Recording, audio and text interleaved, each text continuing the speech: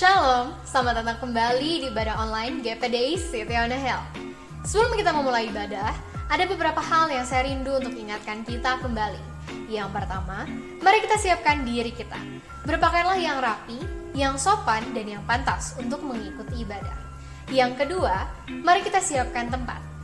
Carilah tempat yang tenang, yang nyaman, dan yang terbebas dari segala gangguan agar kita bisa fokus selama mengikuti ibadah. Yang ketiga, mari kita siapkan hati kita. Hindarilah melakukan aktivitas yang lain dan mari nikmatilah hadirat Tuhan. Ibadah online tidak membatasi kita untuk bisa memberi yang terbaik kepada Tuhan. Jika saudara tidak memiliki amplop seperti ini, saudara bisa mengumpulkan persembahan ke dalam amplop lain, kemudian menyerahkannya ke gereja. Atau jika saudara berhalangan, saudara bisa menghubungi pihak gereja, kemudian akan ada staf yang mengumpulkan persembahan ke rumah saudara masing-masing. Persembahan juga bisa dilakukan secara virtual, yaitu dengan cara scan QR Code di sebelah sini. Pembayaran bisa dilakukan melalui OVO, GoPay, maupun Dana. Atau bisa juga dengan melakukan transfer ke nomor rekening di bawah ini. Mari kita bersama-sama memuji Tuhan dengan penuh sukacita dan mari nikmati hadirat-Nya. Tuhan Yesus memberkati.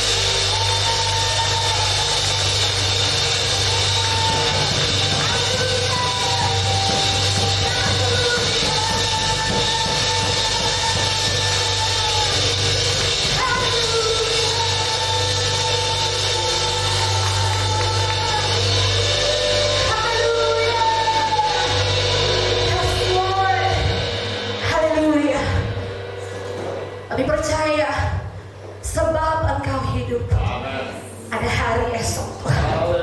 Kami percaya karena kami menyembah Allah yang hidup, selalu ada pengharapan bagi setiap kami umatmu.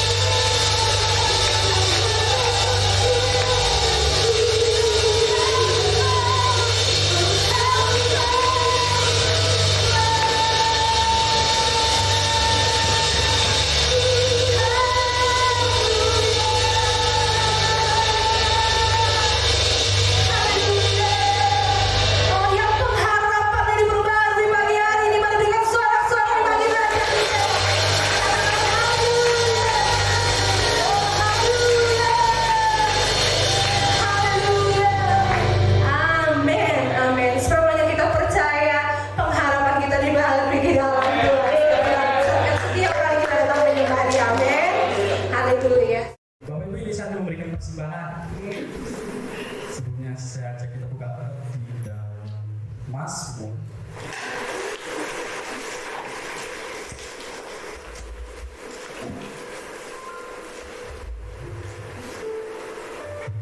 Mazmur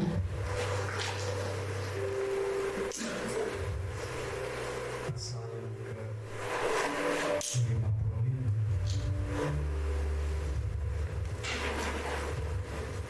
Mazmur 55, saudara boleh katakan amin. Saya bacakan ayat yang ke-23. Mazmur 55 ayat 23 demikian firman Tuhan. Serahkanlah khawatirmu kepada Tuhan, maka Ia akan memelihara engkau. Tidak untuk selama-lamanya dibiarkannya orang benar bergoyah. Bapak Ibu, berapa banyak dari kita yang bahagia bahwa ayat ini ada? Dan kita berkata, serahkan segala khawatirmu kepada. Ini ayat yang luar biasa. Dengan segala khawatir, segala persoalan, segala masalah serahin sama Tuhan. Tapi yang jadi masalah adalah banyak orang Kristen ternyata menganggap ayat ini hanya sebagai sebuah alat. Maksudnya apa? Di sini kata serahkanlah segala khawatirmu kepada Tuhan, maka Ia akan memelihara. Tapi kebanyakan orang Kristen menjadikan ayat ini sebagai kita serahin kekhawatiran kita, tapi juga kita serahin tanggung jawab kita. Karena kita tahu bahwa sebenarnya setiap kita punya peran. Tuhan punya peran, kita punya peran. Ketika kita serahin kekhawatiran kita sama Tuhan, ada hal yang harus kita lakukan di dalam Tuhan. Enggak semata-mata kita serahin 100% semuanya sama Tuhan, Tuhan yang bekerja. Enggak seperti itu. Ketika kita bilang, saya serahin khawatir saya sama Tuhan, ada peran kita. Ada peran kita untuk berdoa. Ada peran kita untuk menabung. Ada peran kita untuk berseru sama Tuhan. Tapi sayangnya banyak orang Kristen ketika dihadapkan dengan ayat ini, mereka menjadikan Tuhan sebagai jin. Saya serahin semua khawatir saya, udah. Saya duduk tenang, saya hidup tenang, nunggu berkat Tuhan datang. Tapi apa kabar buat kita pagi hari ini adalah enggak seperti itu cara kerjanya dulu. Ada peran yang harus kita lakukan di dalam. Kalau saudara berkata, Tuhan aku serahin khawatir saya tentang masa depan di tangan Tuhan. Tuhan berkata, kamu tetap harus bekerja buat masa depan kamu. Enggak seolah karena kita bilang, Tuhan saya serahin masa depan saya sama Tuhan, kemudian kita santai di rumah setiap hari, kemudian kita diam-diam aja, nggak mau bekerja, nunggu berkatnya Tuhan datang. Atau kita bilang, Tuhan saya serahin kekhawatiran saya tentang keselamatan saya kepada Tuhan. Kemudian kita nyebrang sembarangan, kita nggak jaga kesehatan, kita nggak berolahraga, nggak seperti itu. Sama dengan ketika kita memberikan persembahan, mungkin kita berpikir, Tuhan berkati saya, Tuhan berkati keluarga saya, Tuhan berkati bisnis saya. Tapi itu nggak membuat kita semata-mata menyerahkan semuanya sama Tuhan dan kita santai dulu. Kita harus bekerja. Firman Tuhan katakan kita harus menabur. Kalau kamu nggak menabur, kamu nggak bisa mendapatkan upah. Nah, kita dengan keras berkata, kalau kamu nggak bekerja, nggak bisa makan. Ketika ini berkata, serahkan khawatirmu kepada Tuhan. Artinya, apa yang nggak bisa kamu lakukan, apa yang nggak sanggup kamu lakukan, serahin sama Tuhan. Tapi apa yang sanggup kamu lakukan, lakukan itu. Dan apa yang nggak sanggup, Tuhan yang atur semuanya. Tapi bukan berarti Tuhan menjadi sebuah jimat, menjadi sebuah jin. Ayat ini enggak seperti itu. Pagi hari dan persembahan kita, mungkin ini waktunya saudara untuk menabur. Saudara kalau berdoa sekian lama, Tuhan berkati aku, Tuhan berkati masa depan aku, Tuhan berkati pendidikan aku. Tapi Tuhan bilang, kalau kamu nggak menabur, kamu nggak bisa dapat apa-apa. Mungkin ini saatnya bagi saudara untuk bekerja lebih keras. Mungkin ini saatnya bagi saudara untuk menolong sesama. Tapi ada peran bagi saudara kalau saudara ingin diberkati sama Tuhan. Sekali lagi, serahkanlah khawatirmu kepada Tuhan, maka Ia akan memelihara. Ketika saudara sudah melakukan apa yang saudara bisa, ketika saudara sudah melakukan apa yang terbaik yang saudara bisa lakukan, yang tidak bisa saudara lakukan, Tuhan pelihara. Tuhan yang lakukan yang tidak bisa saudara lakukan. Tapi lakukan peran saudara terlebih dahulu. Sebelumnya pagi hari dan persembahan kita, biar ini menjadi peran kita. Ada begitu banyak ayat yang kita berkata, kalau saudara mau diberkati, tabur. nggak peduli kesulitan. Ishak di waktu terburuk dari negaranya, dia menabur. Dan akhirnya Tuhan berkati karena dia menabur. Pakai hari mari menabur di ladang itu. Mungkin saudara bilang, Tuhan tapi kan usaha saya lagi jelek. Tuhan tapi kan kondisinya lagi kayak gini. Ingat, kalau saudara sudah melakukan taburan saudara, Tuhan yang melakukan sisanya. Mari kita bersama kita pagi hari ini berarti. Bapak kami mengucap syukur Tuhan. Kalau di tengah semuanya kami sekali lagi diberikan kesempatan memberikan yang terbaik kepada. Kami percaya ketika kami diberikan kesempatan itu Tuhan, karena Engkau begitu mengasihi kami. Kau mau memelihara kehidupan kami Tuhan. Tapi pagi hari ini biar iman kami bangkit, kami mengatakan kami mau lakukan bagian kami itu. Di tengah kesulitan kami, di tengah masalah kami, di tengah apapun yang kami hadapi, biar kami mau menabur di hadapan Tuhan. Dan ketika kami lakukan yang terbaik yang bisa kami lakukan Tuhan, hal yang mustahil bagi kami Kau jadikan mampu Tuhan.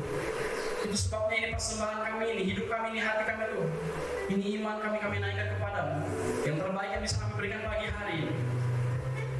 Biar pemeliharaan Allah menjaga setiap kami Tuhan.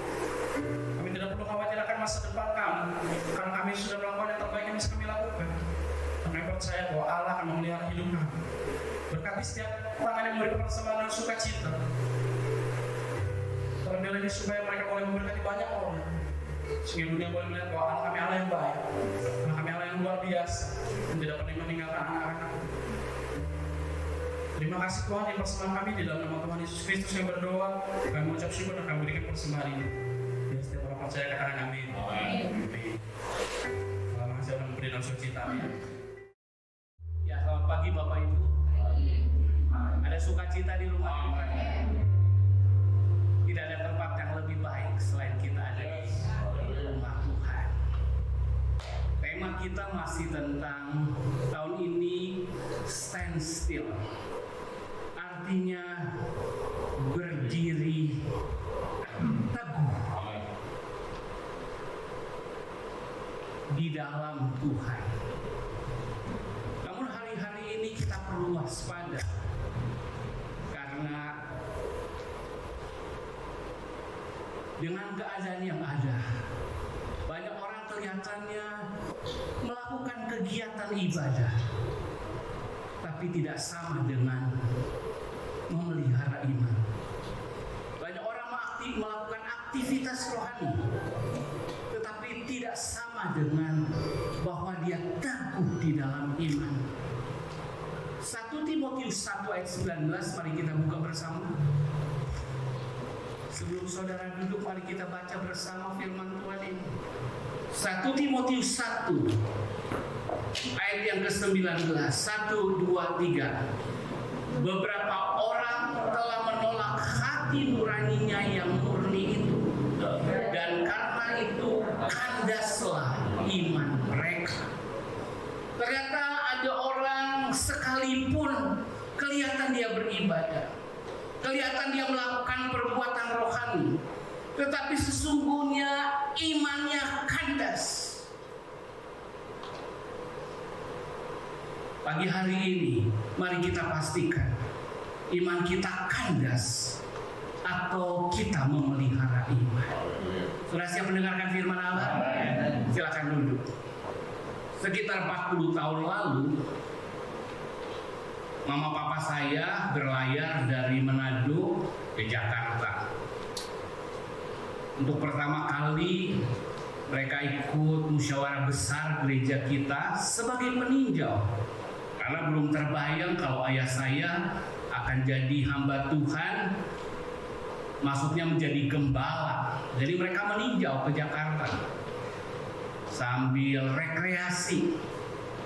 Dari Jakarta berkunjung ke ibu kota, dan mereka naik kapal laut. Saya lupa, kalau nggak salah normalnya kapal laut itu 3 hari 3 malam.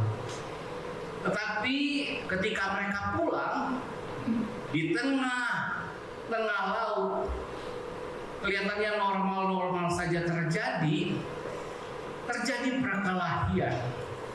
Dan ramai sekali perkelahian itu sehingga membahayakan, dan tiba-tiba kru kapal bagaimana merendahkannya? Cuma satu yang dikatakan, kalian ini berantem.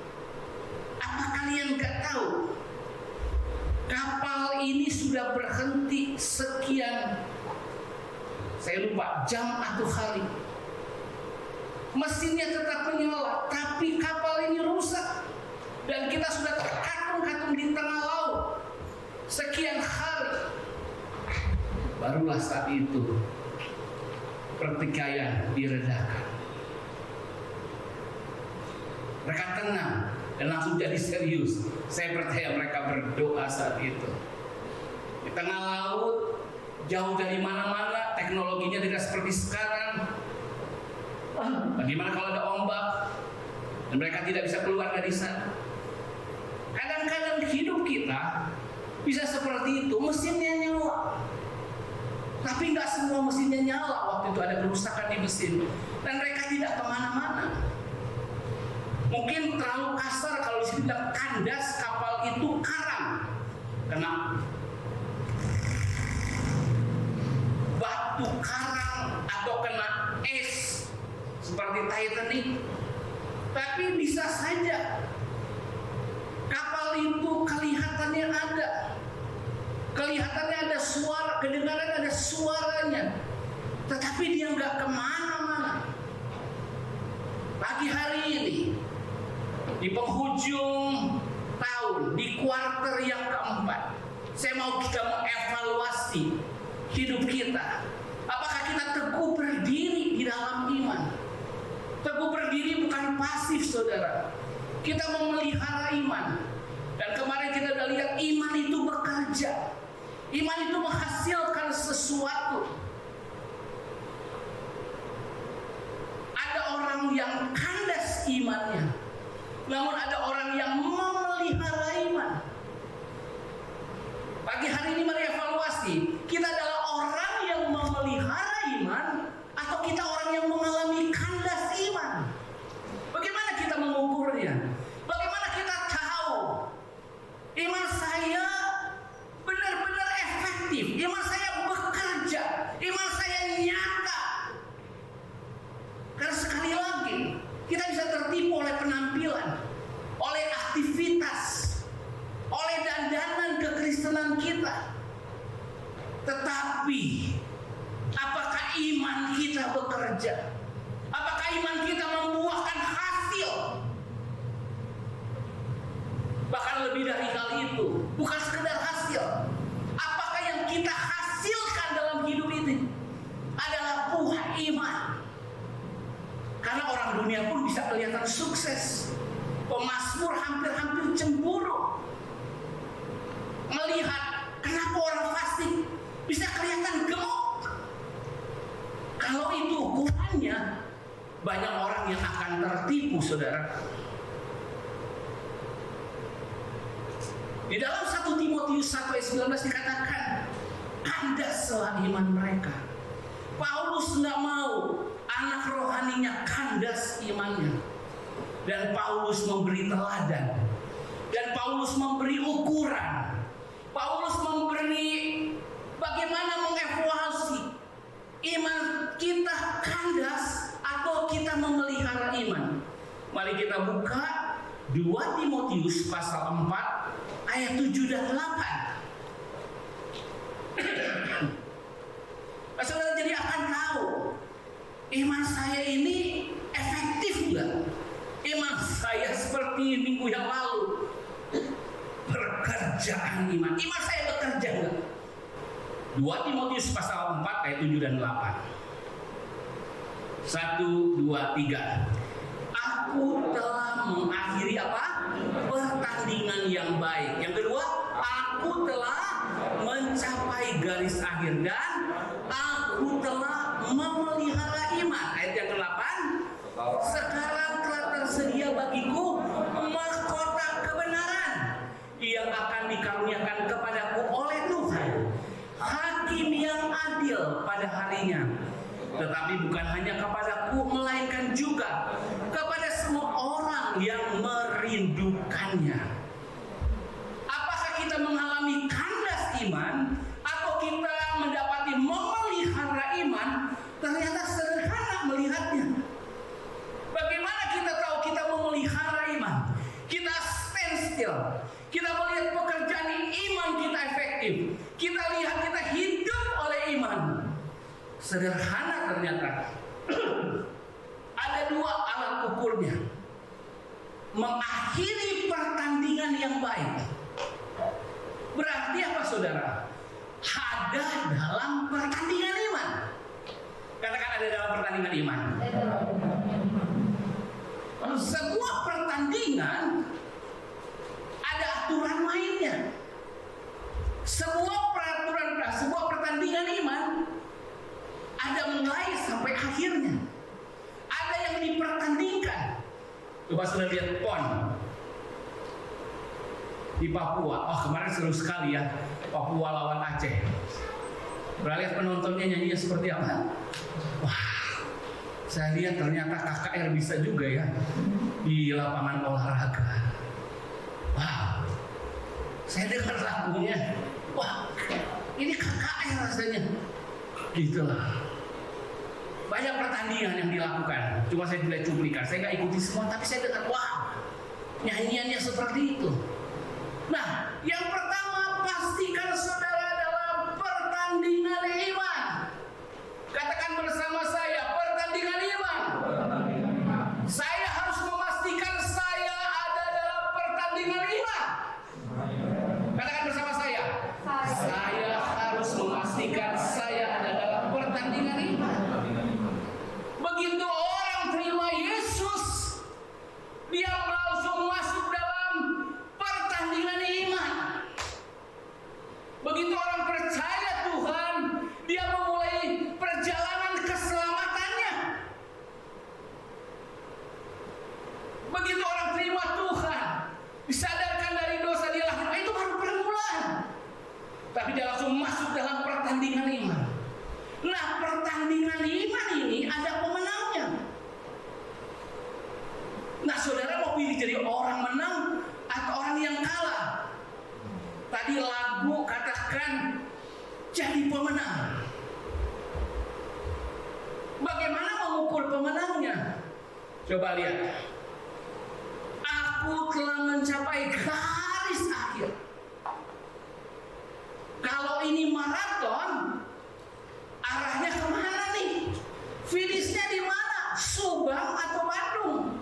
Saudara boleh kelihatan lari, tapi ternyata salah arah, saudara. Saudara tahu garis akhir. Bisa katakan amin?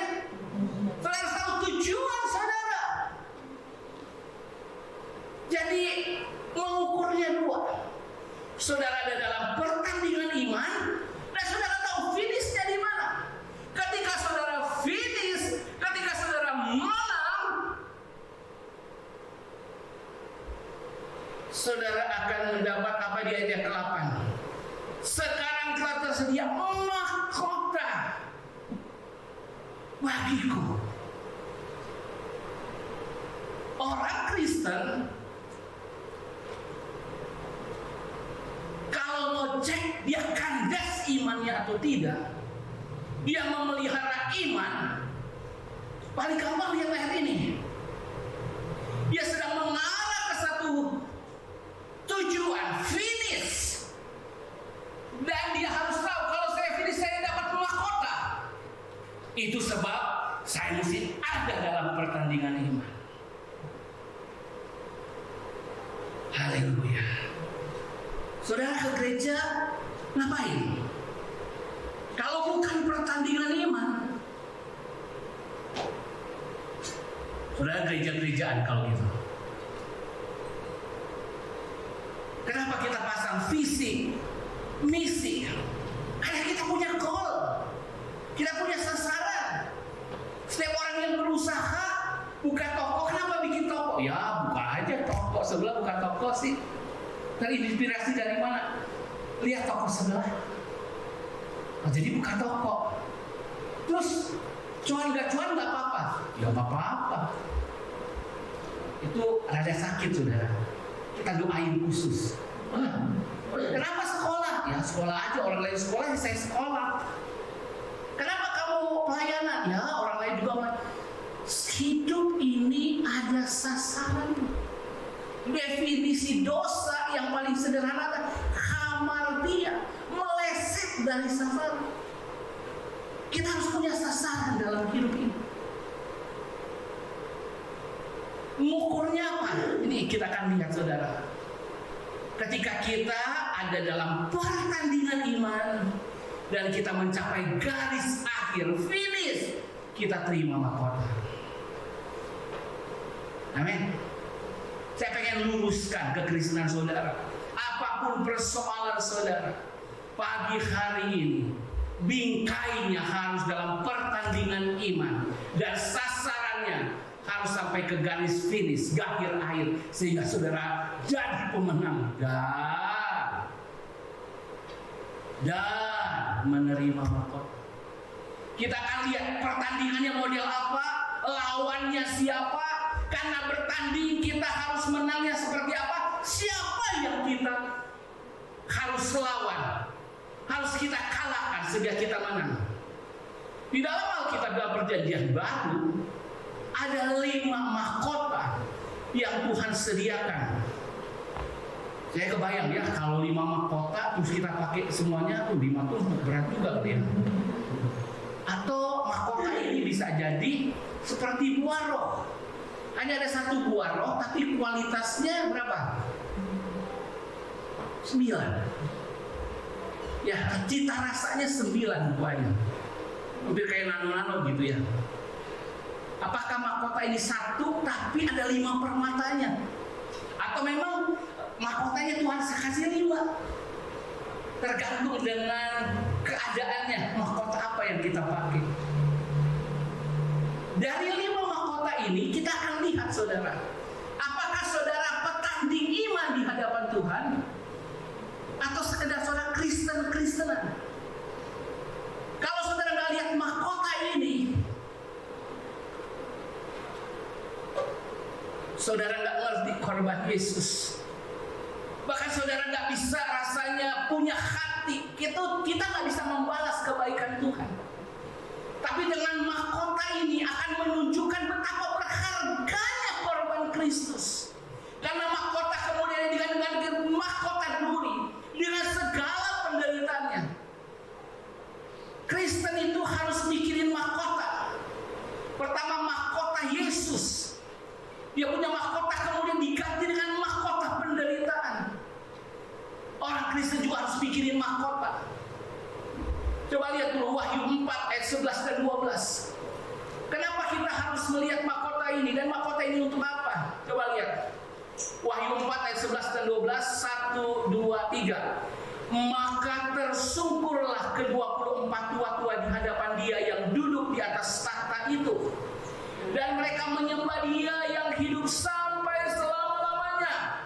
Dan mereka melemparkan mahkotanya di hadapan tahta itu sambil berkata, "Ya Tuhan dan Allah kami, Engkau layak menerima puji-pujian dan hormat dan kuasa, sebab Engkau telah menciptakan segala sesuatu, dan oleh karena kehendak-Mu semuanya itu ada dan diciptakan."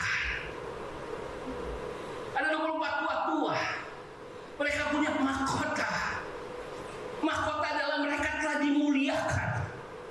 Tapi kemuliaan mereka sadar dari Dia yang sangat mulia.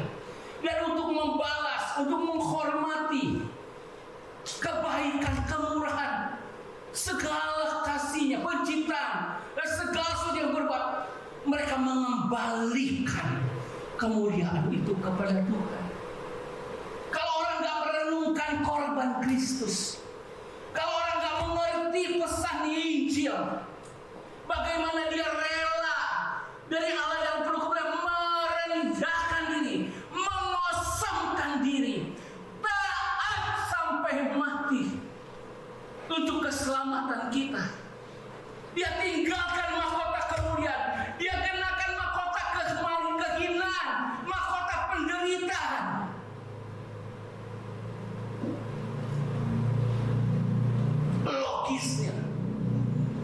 berpikir, kalau kita mengecap kebaikan Tuhan, tentu kita nggak bisa balas kebaikan Tuhan, tapi kita akan berusaha maksimal. Pertama, ketika kita dapat mahkota, itu rencana Allah, itu kehendak Allah yang maksimal buat hidup saudara. Tuhan punya ciptaan dan Tuhan punya rencana, punya tujuan ketika Dia menciptakan kita. Dia menebus kita bahkan supaya kita mulia. Ukuran kita mulia apa saudara? Kita terima mahkota. Namun kembali ketika kita terima mahkota, kita persembahkan mahkota itu kepada Tuhan. Anak-anak, kenapa engkau harus sekolah yang terbaik? Kau gak bisa balas kasih orang tua. Tapi ketika engkau lulus dengan sangat baik, kau akan membawa kebanggaan kepada orang tuamu. Jadi lelahmu, usahamu itu sangat wajar, bukan? Buat orang tua jasmani, amin. Apalagi Bapamu di surga. Jadi kalau engkau gak mikirin mahkota, engkau lupa mahkota Yesus di kemuliaan ditinggalkan, ganti mahkota kehinaan dan penderitaan. Saya pengen mulai sekarang saudara punya mahkota minded dulu. Saya terima mahkota. Untuk apa? Untuk berkata, ya Bapa, rencanamu dalam hidupku gak gagal.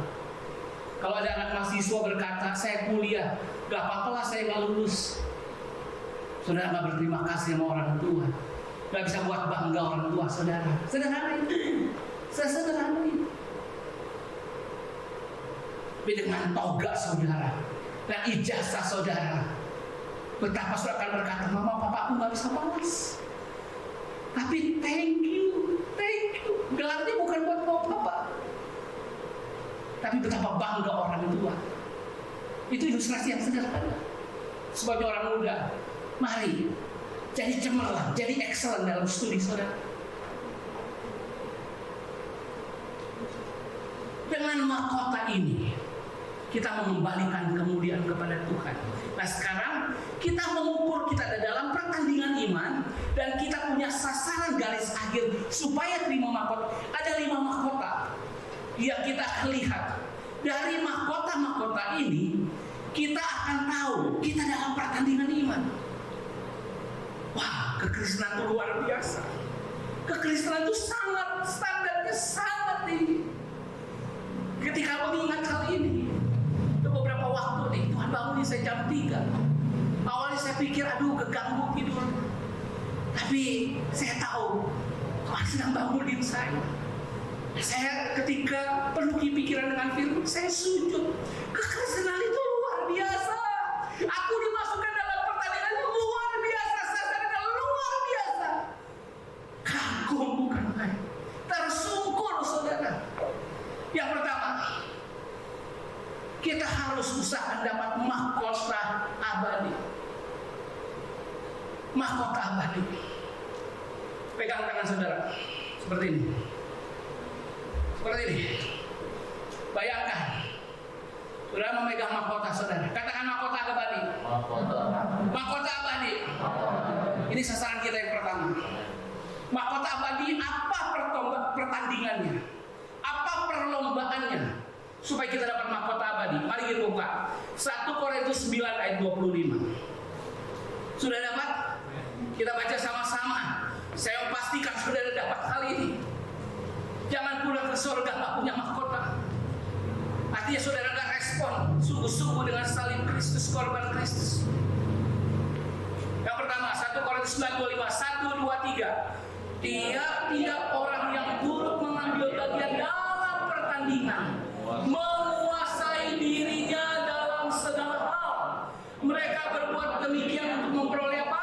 Suatu mahkota yang fana. Tetapi kita untuk memperoleh suatu mahkota yang abadi. Yang pertama mahkota abadi. Mahkota abadi. Katakan mahkota abadi. Saya berdoa, saya beriman memperoleh mahkota abadi. Mahkota abadi diberikan kepada mereka yang masuk dalam pertandingan iman. Pertandingan iman ini apa? Soal penguasaan diri. Mahkota abadi ini hanya diberikan oleh Tuhan kepada siapa? Kepada mereka yang menguasai diri.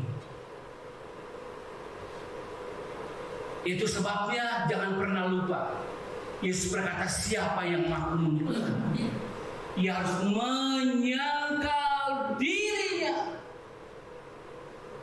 Pertandingan kita yang pertama penyangkalan diri, enggak dengan yang lain-lain. Pertandingan kita dengan diri sendiri, dengan ego kita, dengan kehendak kita, dengan selera kita, dengan gaya hidup kita.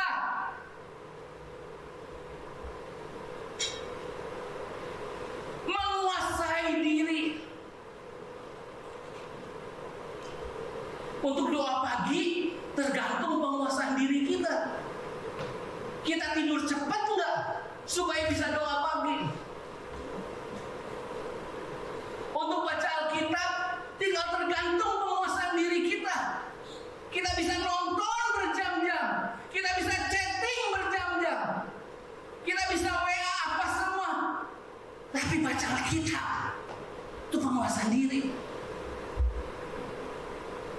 Penguasaan diri, saudara bisa belanja apa saja, tapi apakah saudara gunakan uang untuk memuliakan Tuhan?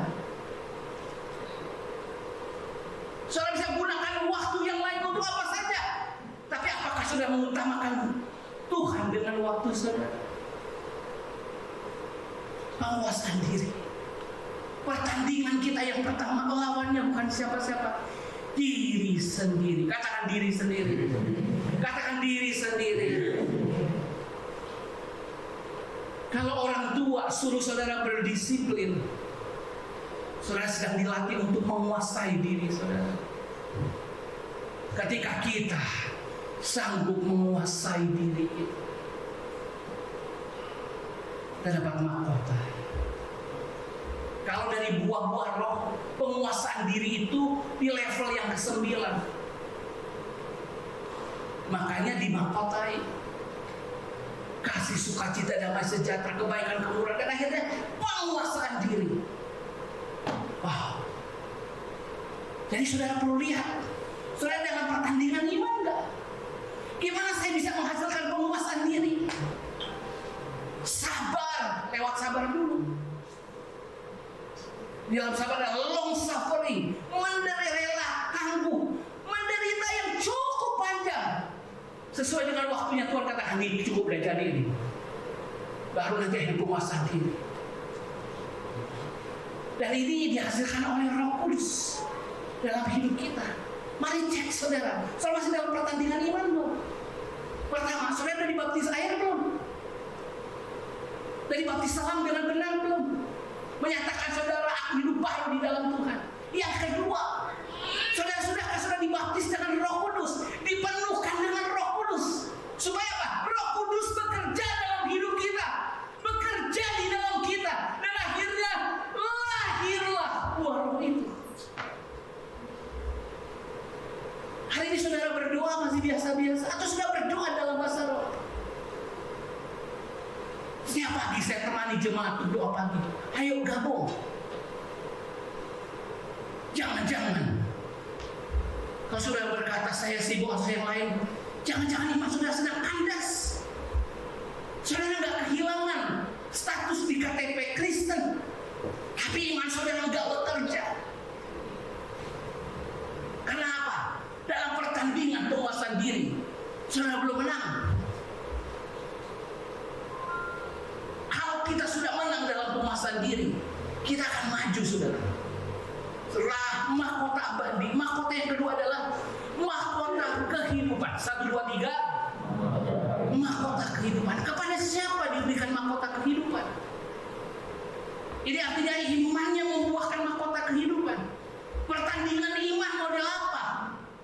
Yakobus 1 ayat 12. Yakobus 1 ayat 12, mari lihat. Ketika saya melihat hal ini, saya bilang, Tuhan tolong saya. Mungkin saya sibuk melayani, saya sibuk hal-hal yang lain yang kelihatan rohani, tapi saya masih fokus nggak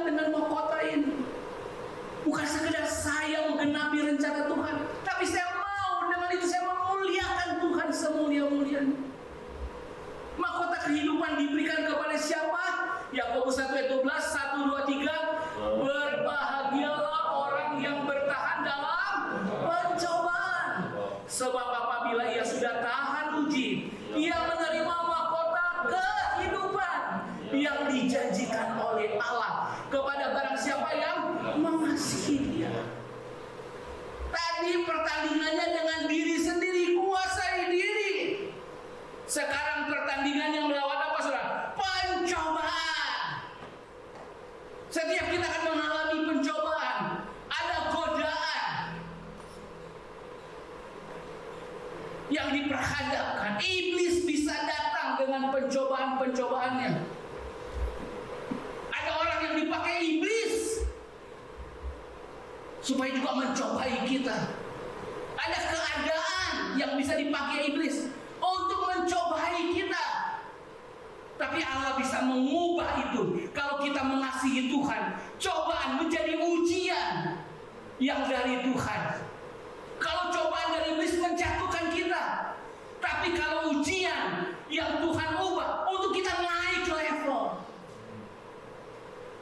Kalau saudara mengasihi Tuhan, apapun persoalan saudara, yang tadinya cobaan menjadi ujian, yang tadinya batu sandungan membuat kita jatuh menjadi batu loncatan. Yang penting saudara hatinya mengasihi Tuhan. Semua orang mengalami pencobaan, tapi maukah saudara tetap mengasihi Tuhan? Iman saudara kepada Tuhan, Tuhan ubahkan pencobaan itu yang tadi menakutkan, menindih kita, coba menekan kita. Tapi akhirnya dengan ketika kita mengasihi Tuhan, ada anugerah. Kita sebagian berkata, oh ini kesempatan saya untuk bangkit. Oh ini kesempatan saya untuk menunjukkan kuasa Allah. Jadilah batu sandungan, jadi batu loncatan. Pencobaan jadi ujian. Pencobaan menjatuhkan, ujian membuat kita naik kelas, naik level. Level iman sudah tidak boleh terus sama. Dari sudut waktu kita sudah lama ikut Tuhan, namun bagaimana dengan iman kita? Haleluya, haleluya. Mahkota kehidupan disediakan buat mereka yang menang atas pencobaan. Buat mereka yang menang lewati ujian dari Tuhan. Tuhan sediakan mahkota. Tadi pertandingannya di dalam diri, kuasai diri. Sekarang hadapi pencobaan. Pencobaan bisa datang dari 3: orang, barang, atau situasi. Puji Tuhan, tadi Pak Inu bilang segar banget pagi ini. Tadi malam hujan, jadi sekarang enak. Kalau pagi ini hujan, itu jadi pencobaan saudara. Ini males.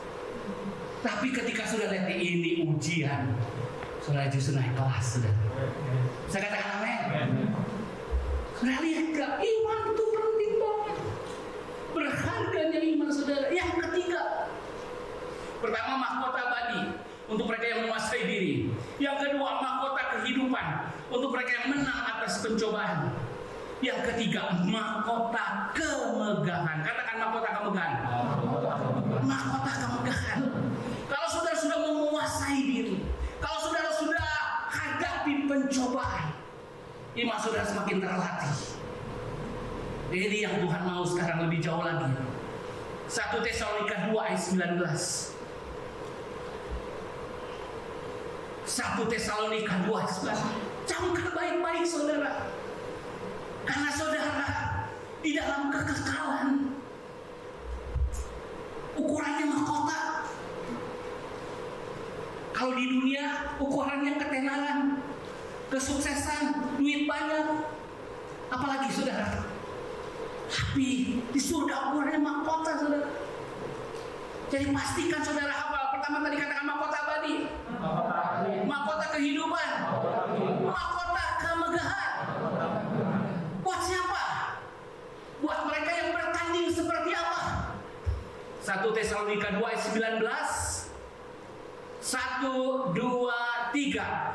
Sebab siapakah pengharapan kami, atau sukacita kami, atau mahkota kemegahan kami di hadapan Yesus Tuhan kita pada waktu kedatangannya, kalau bukan kamu? Apa maksudnya? Mahkota kemegahan adalah kamu. Mahkota kemegahan hanya diberikan kepada mereka yang memenangkan jiwa. Karena itu pergilah, jadikan segala bangsa muridku. Memenangkan jiwa. Kalau saudara sudah menguasai diri, saudara mengalahkan pencobaan, enggak sulit buat saudara untuk menjadi saksi itu. Oleh anugerah Tuhan, aku ada sebagaimana aku ada. Aku menguasai diri. Bahkan aku mengalahkan pencobaan-pencobaan. Bukan aku, tapi Tuhan yang bekerja buatku. Aku punya Tuhan. Aku punya Tuhan. Hidup saudara akan mengalir bersaksi. Segala kesempatan saudara bicara tentang Tuhan. Saudara akan punya kerinduan. Gak selalu kita berkumpul lagi, kumpul lagi, kumpul terus. Kita mulai ganti lagu. Pergi, beritakanlah. Pergi, serukanlah. Oh, gereja ini akrab, tapi jangan saking akrabnya orang luar susah masuk. Kita lupa ada mahkota kemegahan buat mereka yang memenangkan jiwa-jiwa baru. Makanya ayah-ayah belajar memenangkan hati anak. Kita belajar memenangkan hati teman. Tapi mulainya tadi kuasai diri, menang atas pencobaan. Langsung naik level lagi kita, memenangkan jiwa. Saya senang tempat ini penuh, tapi penuh karena pandemi, karena ada jarak. Coba kalau jaraknya dirapatkan kembali, tempat ini masih penuh. Kita masih bisa tambah waktu ibadah. Jam 10, jam 12, jam 1, jam 3, jam 4, jam 6, masih banyak saudara. Bayangkan.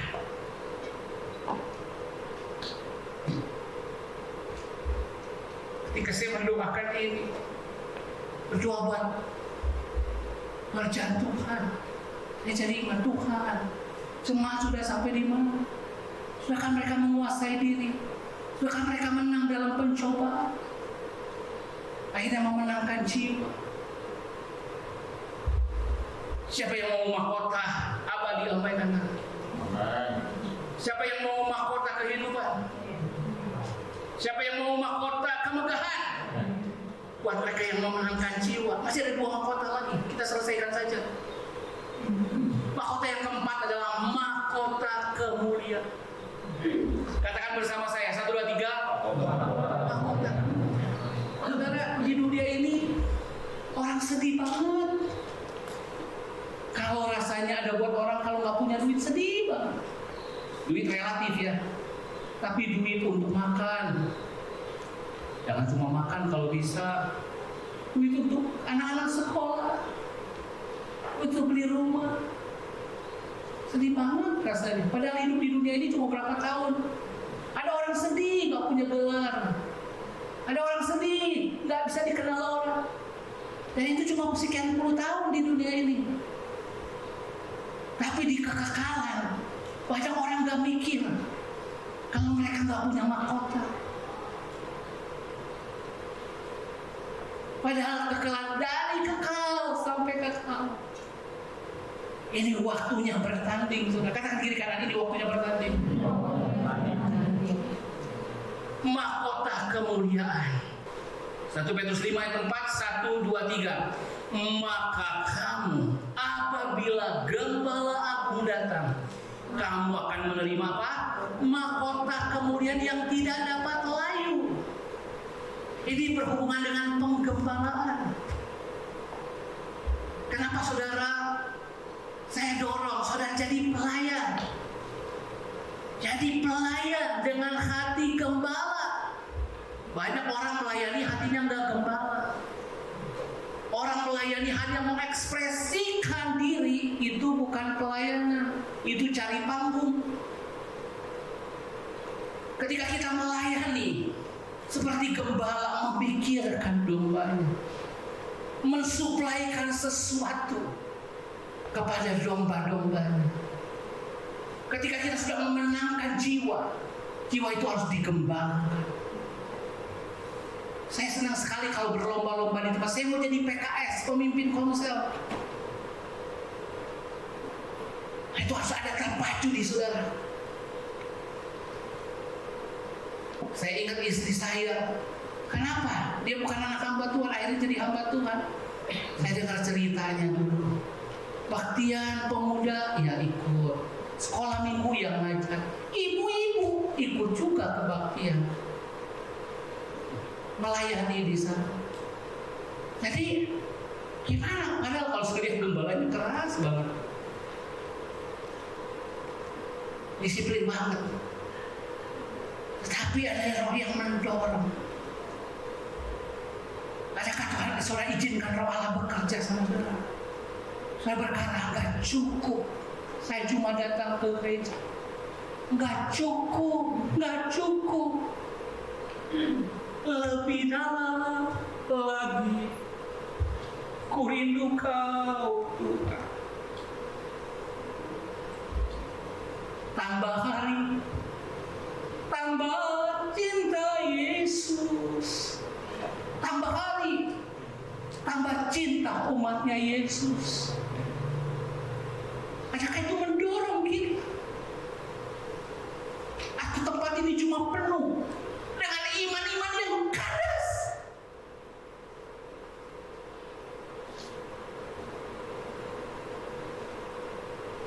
Kita mau akhiri tahun ini. Saya berdoa saudara, cek iman saudara. Cek juga iman saya. Saya juga sedang mencek iman saya. Mahkota kemuliaan diberikan kepada mereka yang menggembalakan jiwa-jiwa dengan baik. Kalau saudara dikasih kesempatan melayani, lakukan itu, bukan karena punya kesempatan.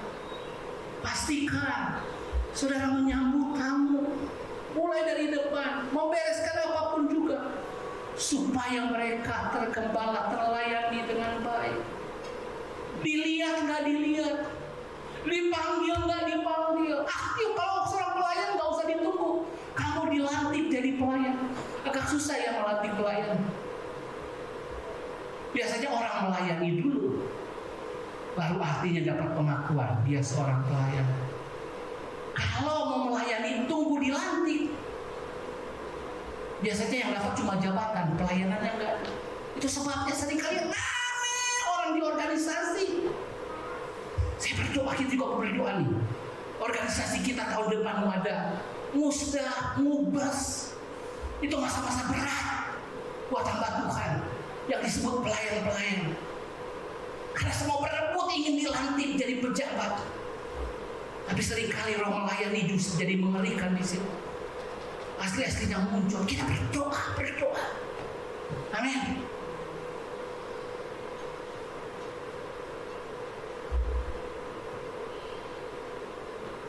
Yang terakhir, mahkota kebenaran. Buat siapa mahkota ini diberikan? Kepada siapa mahkota ini diberikan? 2 Timotius 4 ayat 8. Kita baca sama-sama. 1, 2, 3. Sekarang telah tersedia bagiku mahkota kebenaran yang akan dikaruniakan kepadaku oleh Tuhan, hakim yang adil pada harinya. Tetapi bukan hanya kepadaku, melainkan juga kepada semua orang yang merindukan kedatangan. Mahkota kebenaran diberikan kepada siapa, saudara? Oh, kita akan berkata, aku mengecap dan melihat kebaikan-Mu di tengah-tengah dunia orang hidup. Aku mengalami hidup yang berkelimpahan saat ini. Tapi lebih dari semuanya itu, aku merindukan kedatangan Tuhan. Seringkali kita baru mikirin kedatangan Tuhan kalau udah banyak penderitaan, kalau kita susah, kalau kita punya masalah yang berat banget. Kedatangan Tuhan ada dua. Kedatangan Tuhan yang benar-benar Dia datang di atas awan-awan, menjemput semua manusia. Tapi ada waktu juga kedatangan Tuhan secara pribadi.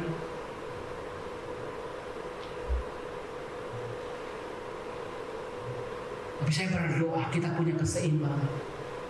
Entah kita sehat, entah kita dalam masa puncak-puncaknya di dunia ini, puncak karir kita, puncak pendidikan kita, kita tetap ingat, aku rindu kedatangan Tuhan. Saya pernah ngajar seorang mahasiswa, dan saya senang sekali jika saya tanya, kalau Tuhan datang besok, tiba-tiba karena kemurahan Tuhan kata kami ini, besok aku datang anakku, apa yang kamu lakukan anak ini? Saya tetap akan ke kampus kan. Saya akan belajar terbaik. Orang Kristen kadang-kadang ekstrim. Dulu Pentakosta juga kayak gitu. Tahun 2000 Tuhan datang. Jadi udah gak pikirin pendidikan, gak pikirin bisnis, gak pikirin yang lain. Karena nunggu kedatangan Tuhan. Tapi saya mau, saudara, sebaliknya juga ada orang ekstrim. Tuhan gak datang-datang tuh dari dulu. Dari dulu Tuhan mau datang, dari dulu datang. Gak datang-datang tuh, dari zaman Paulus katanya mau datang, gak datang-datang tuh. Kita asik dengan dunia. Saya berdoa supaya punya keseimbangan. Di dunia ini kita nikmati kemurahan Tuhan. Kita harus unggul dan cemerlang. Karena 1, 2, 3. Oh, kurang paten. Nah ini. Unggul dan cemerlang. Masih unggul lagi cemerlang.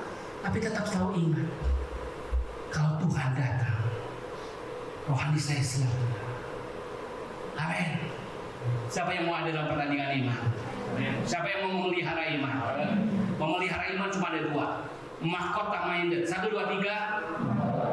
1, 2, 3. Mahkota minded. 1, 2, 3. Mahkota minded. Ya. Pasti si crown minded harusnya ya. Yang pasti kalau mahkota ada di benak kita, kita sedang memastikan dalam pertandingan ini. Namun banyak orang kandas imannya. Kita kembali ke ayat yang pertama. 1 ayat kita kembali.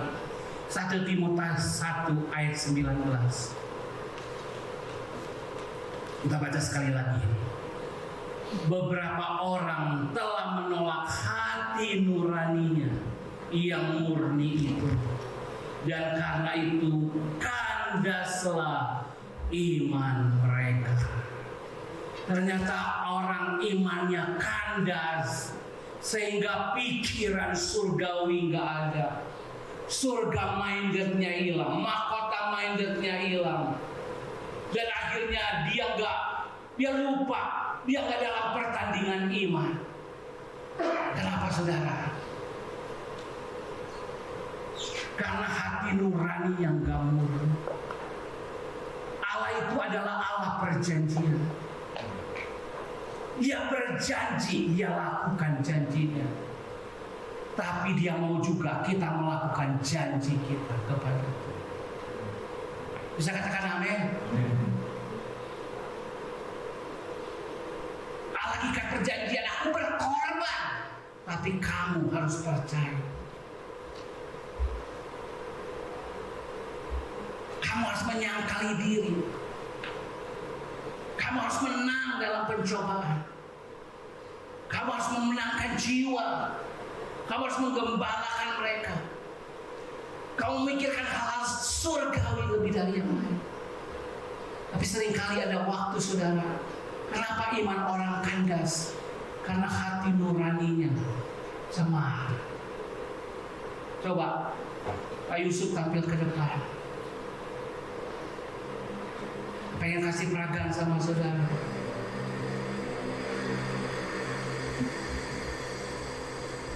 So, hari ini saya ulang tahun.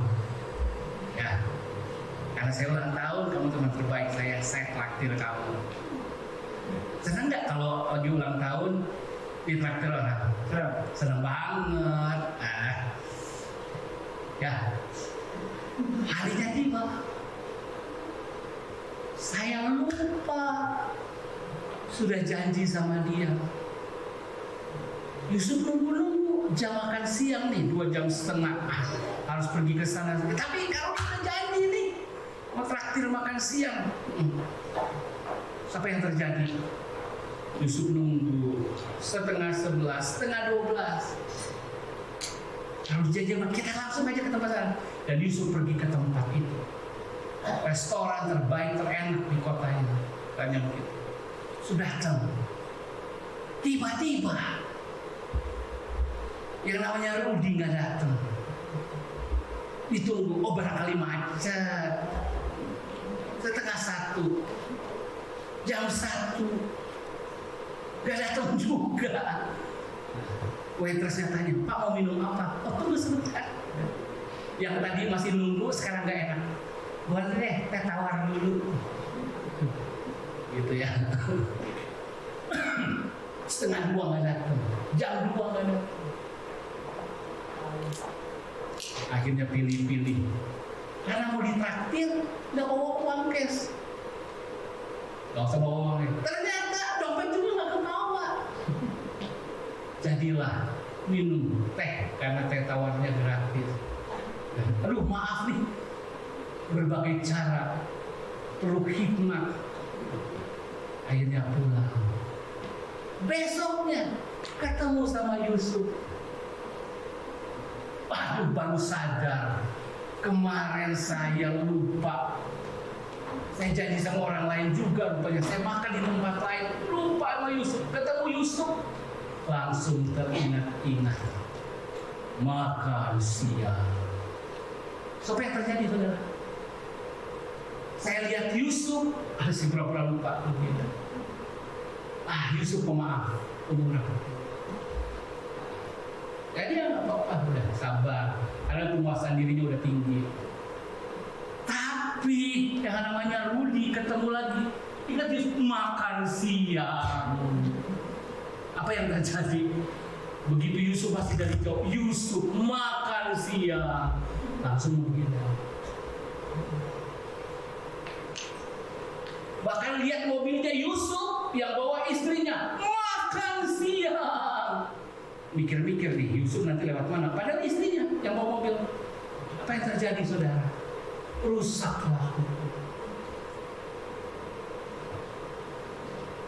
Terima kasih Yusuf. Kenapa saudara saya latih janji ini? Untuk selalu mengingatkan bahwa Tuhan dengan kita punya perjanjian. Tentu ada bagiannya Tuhan dan Dia telah melakukan. Ada bagiannya kita. Kenapa sekali-sekali, nggak tiap minggu, nggak tiap bulan? Saya latih saudara punya janji ini. Untuk saudara ingat lagi. Ketika saudara ditolak, bukankah saudara berkata, Tuhan saya akan sungguh-sungguh. Ingat waktu gak ada kerjaan, kasih kerjaan Tuhan. Udah itu saya akan sungguh-sungguh. Saya hadir di ibadah. Saya sungguh-sungguh mengembalikan diri Tuhan. Saya sungguh-sungguh. Mungkin disembuhkan dari sakit, saya mau melayani.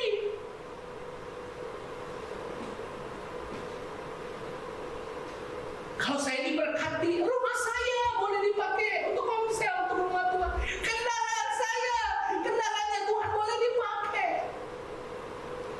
Tapi dengan berjalannya waktu, kita lupa janji itu. Kita lupa untuk berdoa. Kita lupa beribadah. Kita lupa mengembalikan milik Tuhan. Kita lupa melayani. Dan apa yang terjadi? Hati nurani kita nggak murni.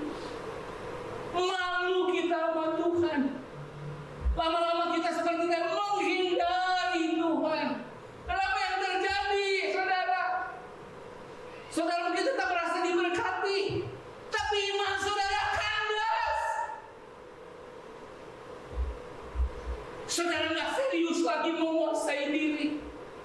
Saudara nggak serius lagi menghadapi pencobaan. Saudara nggak serius lagi membawa jiwa. Saudara nggak serius lagi melayani Tuhan. Saudara nggak serius lagi menantikan kehadirannya. Karena hati nuraninya nggak bersih.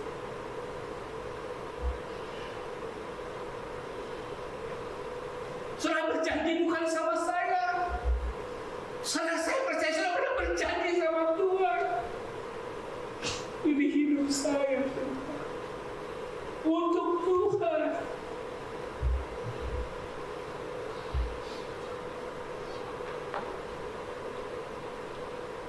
Amin. Saya percaya semua pernah berjanji, amin. Nah, saudara yakin kenapa? Karena saudara sudah mengalami kasih Tuhan.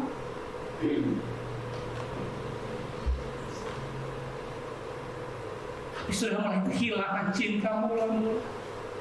Saudara mulai kendor. Saudara mulai hitung-hitungan. Hati nuraninya kacang, gak bersih lagi. Jadi ketika nanti saudara saya tantang janji iman saudara, betul, kita mau merayakan Natal, sekian puluh juta kita perlu, dan itu hanya sekali. Lalu depan ada Natal lagi. Tapi yang paling pentingnya saya mau ingatkan, Allah Tritunggal berjanji, aku mengasihi dunia ini, mereka berdosa. Tapi Sang Putra berkata, aku rela jadi penebus.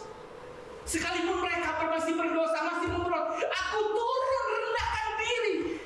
Aku lepaskan mahkota kemuliaan. Aku ambil aku mahkota kehinaan dan menebus mereka. Itu janji Allah dan Dia sudah melakukan. Namun apakah saudara masih memegang janji? Kau mau cinta Yesus? Janji, rencanamu Tuhan gagal.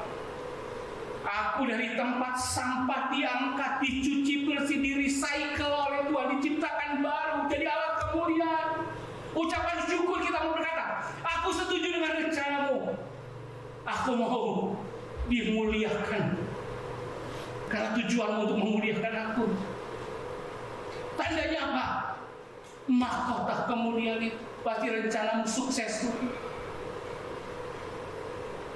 Seringkali kita lupa janji itu. Kenapa ada orang perlu saya jatuh janji? Bernasar kalau perlu. Untuk mengingatkan lagi janji-janji saudara. Ada yang berjanji kalau saya dapat pasangan, kalau saya dapat pekerjaan, kalau saya dapat rumah, kalau saya dapat banyak sekali. So, bahkan ketika kita terima Tuhan, kayak kita cinta mula, kita berjanji. Jadi janji iman. Saya pengen latih saudara supaya apa saudara? Ingat lagi janji-janji saudara. Nah, saudara akan punya hubungan yang manis dengan Dia. Mungkin berat, karena kekristenannya dengan kuasa Roh Kudus. Sebabnya, siapa yang mau bangkit rohaninya kita? Sampaikan saya. Siapa yang mau bangkit? Siapa yang mau masuk dalam pertandingan iman dan mencapai garis finish? Katakan saya. Siapa yang mau menang sampai akhir? Katakan saya. Tidak ada yang lebih penting selain saudara berhasil dalam iman saudara. Silahkan bagikan amplop dari bagi. Kita akan buat janji iman.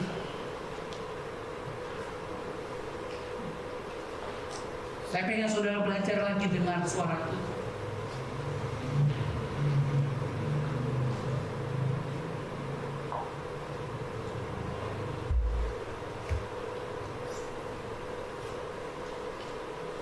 Saya pengen saudara dengar lagi Tuhan berkata, aku sekali-kali tidak meninggalkan engkau. Saya pengen sekali lagi saudara mendengar, jangan takut. Saya pengen sekali lagi saudara bisa mendengar Tuhan mengarahkan saudara. Jangan ke kiri, jangan ke kanan, maju terus. Karena mungkin hari-hari ini saudara sudah tidak mendengar suara Tuhan, tidak mendengar bimbingannya, tidak mendengar suaranya yang menggetarkan. Sesungguhnya ini suara Tuhan. Sesungguhnya Tuhan hadir di sini. Iman saudara mungkin terlalu biasa-biasa, kelihatan hidup tapi nggak hidup.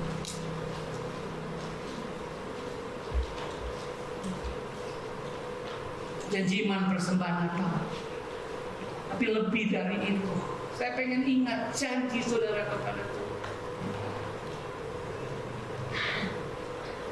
Kalau orang hati nuraninya sudah tidak murni, seperti tadi melihat Yusuf, jangankan Yusuf, mobilnya lewat rumahnya nggak sejahtera. Berapa banyak orang sudah nggak peka lagi dengan suara Tuhan, sudah berdosa nggak lagi dengar suara. Dalam kebutuhan gak rasa lagi hadirat, sebetulnya karena hati nurani. Pagi hari ini, mari kembali lagi dalam perjanjian dengan Tuhan. Ini bentuk simbolis. Memang kita butuh sekian 80 juta betul untuk Natal, tapi lebih dari itu, jadi latihan iman. Tapi sebelum kita janji iman, sambil saudara peka dengan Tuhan, Tuhan saya harus kasih berapa buat Natal kali ini. Saya mau saudara taruh tangan di dada saudara. Kalau hari ini saudara nggak dengar pewahyuan, kalau hari ini saudara dingin, lihat orang lain mengalami mujizat, saudara nggak lihat. Kalau hari ini otak saudara penuh berbantah dengan Alkitab, dengan firman Allah, itu tandanya ada sesuatu yang tak beres. Kalau hari ini saudara tidak haus dan lapar akan Tuhan, jangan-jangan iman kita mulai kandas. Maukah kita jujur dengan Tuhan untuk berkata, ya Tuhan, aku akui, aku lalai akan janji-janjiku terdahulu. Aku serahkan hidup sama Tuhan seperti Tommy katakan, tapi aku lepaskan dulu. Maukah kita bereskan hidup kita terlebih dahulu? Bapa di surga, kami taruh tangan di dada kami. Tanda kami mengaku bahwa kami ingkar janji. Seringkali karena kami ingkar janji, kami kehilangan hubungan yang benar dengan Tuhan. Kami sulit mendengar suara Tuhan. Kami berbantah-bantah. Kami tidak punya roh yang rela lagi untuk melayani Tuhan.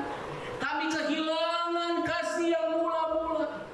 Tapi pagi hari ini kami mengaku, dan firman Allah katakan, ketika kami mengaku dosa, Engkau adalah setia dan adil. Engkau akan menyucikan kami dan menjauhkan kami dari segala dosa. Pagi hari ini kami mau akui itu semua. Mari saudara, mungkin ada dosa khusus, janji khusus yang sudah tidak penuhi. Terbuka dengan Tuhan. Ini berhubungan dengan iman saudara. Iman sudah bantu kalau tidak, iman sudah kandas kalau tidak. Sebutkan secara pribadi apa kelalaian saudara, biar pagi hari ini menjadi kebangunan rohani lagi secara pribadi buat saudara. Ingatlah janji disiplin saudara dengan Tuhan.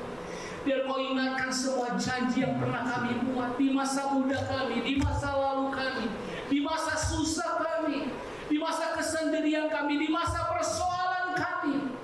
Dan kami boleh membayar janji-Mu Tuhan oleh kekuatan Tuhan. Tapi kami mau terima pengampunan-Mu. Dan sekarang Tuhan, kami mau angkat persembahan janji iman kami. Mari mulai dengar dari Tuhan. Saudara mulai tuliskan. Dan sesudah itu saudara boleh kumpulkan di depan. Saya mau saudara ketika sudah membawa amplop ini, sekali lagi saudara persembahkan hidup saudara sama Tuhan. Ini hanya simbol saudara. Kalau tidak ada bolpen, saudara kasih pinjam satu dengan yang lain. Isi janji iman saudara, tulis nama saudara, tulis jumlahnya. Dan mari mulai berkata, Tuhan sekali lagi, Kau yang telah mempersembahkan hidupmu, aku juga mau belajar persembahkan. Haleluya. Haleluya. Saya beri kesempatan. Haleluya. Biar ini hanya secara simbolis. Saya pengen sudah berjanji lagi, Tuhan, aku mau ikut. Tuhan, aku mau layani Engkau. Haleluya.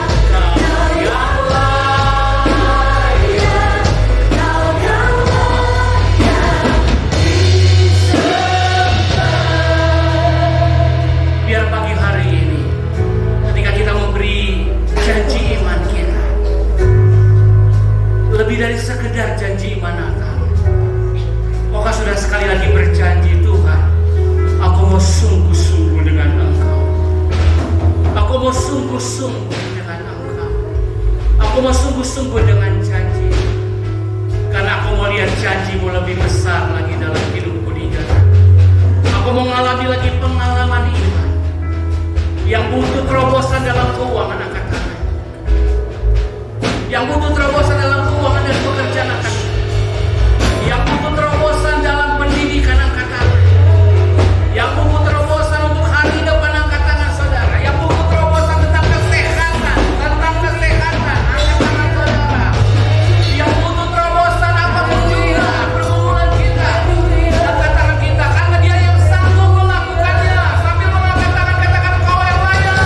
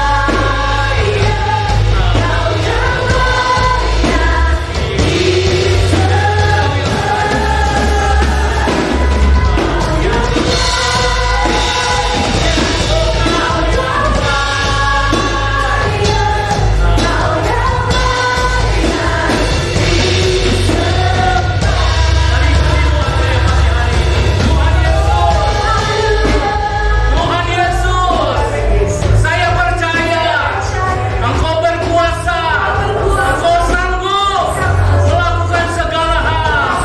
Aku percaya melihat perbuatan iman, buah iman. Itu sebabnya aku berdoa buat keuanganku, buat kesehatan, buat pendidikan, buat semua persoalan yang aku hadapi. Aku akan keluar sebagai pemenang. Dan pagi hari ini kembali aku persembahkan hidupku, aku persembahkan hatiku, aku persembahkan seluruh hidupku, biar hidupku memuliakan Engkau, biar Engkau layak dipuji lewat suksesku, biar Engkau layak dipuji lewat proses persoalanku, biar Engkau dipuji lewat segala hal dalam hidup. Terima kasih Tuhan. Sekali lagi Tuhan, hamba serahkan jemaat Tuhan ke dalam tangan Tuhan. Karena Engkau yang memulai iman kepada mereka, Engkau juga yang akan menyelesaikan sampai sempurna. Hamba berdoa, hamba tolak kalau ada iman yang kandas pagi hari ini, roh kebangkitan membangkitkan mereka dalam nama Yesus. Dalam nama Yesus. Terima kasih Tuhan, karena kami boleh diajar untuk memelihara iman. Terpuji nama-Mu. Kami akan melihat buah iman kami terjadi dalam hidup kami, dalam keluarga kami, dalam pekerjaan kami, dalam pelayanan kami, dimanapun kami berada. Terpuji nama Tuhan. Sekarang jemaat terimalah saatnya, terima berkat Tuhan. Kasih Allah Bapa, kasih karunia Yesus Kristus, persekutuan penyertaan Allah Roh Kudus di dalam nama Tuhan Yesus Kristus memberkati seluruh keberadaanmu. Roh, jiwa, tubuhmu terpelihara sempurna sampai kedatangan Tuhan kali yang kedua, sampai didapati semua rencananya bagi hidupmu tergenapi. Engkau menjadi kemuliaan Tuhan dengan tanda kau menerima mahkota-mahkota yang dari Tuhan, dan dengan mahkota itu kau memuliakan Tuhan. Sebabnya Tuhan mengutus kau sebagai garam dan terang dunia ini, pembangun kota di atas bukit. Biarlah perbuatan imanmu diketahui semakin banyak orang, dan mereka memuliakan Bapamu di surga. Terima berkat dan pengutusan ini di dalam nama Tuhan Yesus Kristus. Dan setiap orang yang siap merebut mahkota katakan, setiap orang yang siap merebut